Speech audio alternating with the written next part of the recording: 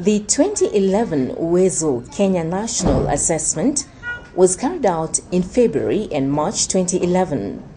The school and household-based assessment was done in 124 districts where a total 134,000 children aged between 6 and 16 years were assessed in basic English, Kiswahili and mathematics, which are foundational for learning in all the other subjects derived from Class 2 level work. Jumatatu hadi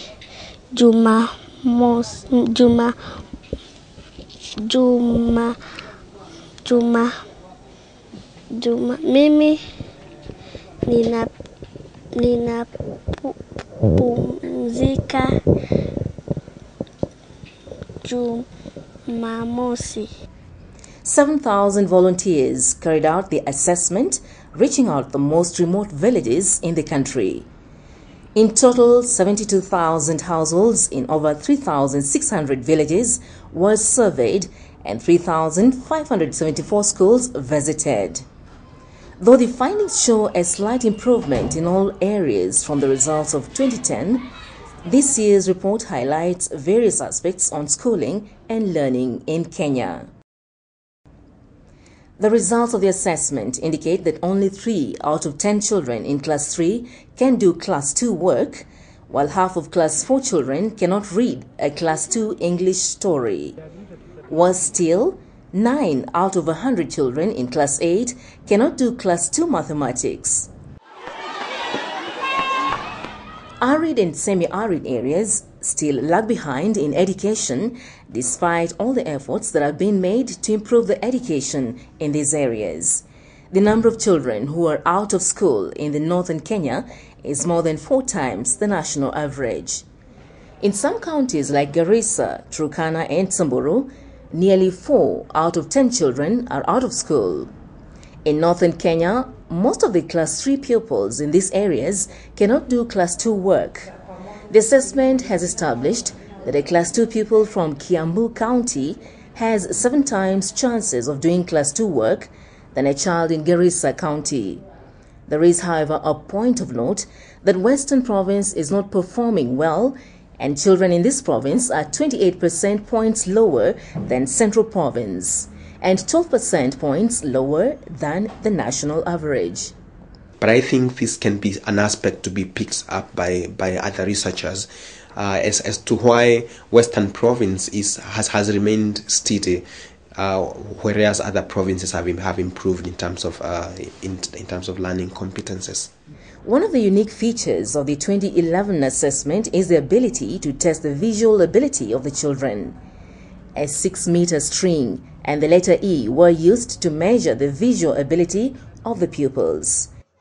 It was established that 3 out of the 100 children seated in the classroom today may be having unidentified low vision or poor eyesight.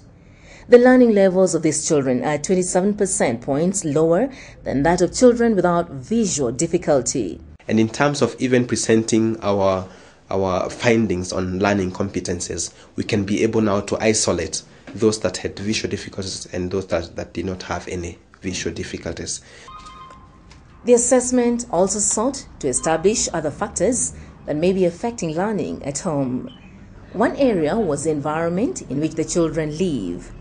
Learning levels of children who live in stone houses are double those that live in polythene houses, while children using electricity for lighting have 1.5 chances of learning than children using paraffin. The nature of chores that the children are involved in and the time it takes to do the work also affects learning. Homes where it takes 30 minutes to fetch water have learning levels 12% points higher than where it takes 3 hours to fetch water. Write well. Your numbers, what is number 1? 4. So that the teacher-pupil ratio is a matter of concern. While the classrooms may be available, there are no teachers. On average, every Kenyan primary school has a shortage of 4 teachers. The shortage is highest in Western Kenya, with an average of 5 teachers less in every school, and lowest in Central Province, with 2 teachers less in every school. This disparity is worrying, even though 1 out of every 5 teachers is employed by parents. This leaves a teacher in charge of 52 children nationally and in charge of 64 children in Western Province. The findings also indicate that the counties with worst teacher-pupil ratio are also having worst learning levels. But even with the lack of teachers, the few who are there are also not in class. On any single day, 13 out of 100 teachers are missing school, while 13 of 100 learners are absent from school, and this is affecting learning. In some counties such as West Pokot, Turkana and Kwale, half of children are missing school daily. During the 2011 assessment, we went to a school and we asked several questions. And one of the questions we were asking was the total number of teachers that are in the school. And after getting the total number of teachers, we went on further to ask how many teachers were present on that day of visit. So we were able to tell the number of teachers that had not attended school on that day that we visited. We also went to the classrooms, and in every classroom, we checked whether at that particular time there was a teacher. And even though the data we received on this aspect is not reliable and we are unable to use it, but what we note generally is that during any one lesson, there are several children who are in classrooms without a teacher, and this means they are missing opportunity on learning. Despite the government's ban on paid extra tuition, the practice still persists in our primary schools. 1 out of 3 Class 1 children are bearing the stress of paid extra tuition. Tuition is most rampant in private primary schools, where more than 6 out of 10 children in Class 1 are subjected to paid extra tuition. This time we have established that especially in private schools, more than 60% of children in Class 1 are actually subjected to paid extra tuition. And this increases as the levels go up. So we are seeing an increase in children being subjected to extra tuition as a result of stress, maybe to perform better in examinations and so on, which is not an encouraging trend, because it means that our children are being subjected to more and more stress, and actually with less focus on learning, but perhaps with more focus on performing better in examinations. The assessment also found out that 1 out of 10 children in every class is underage. While the recommended age for primary school entry is 6 years old, nearly 5 out of 100 Class 1 pupils are below 6 years. This situation is mainly evident in primary schools. But this trend changes in the upper classes, where more than half of the children in Class 6 and 7 are above the age limit. This is mainly attributed to repetition of classes, which the government has also banned.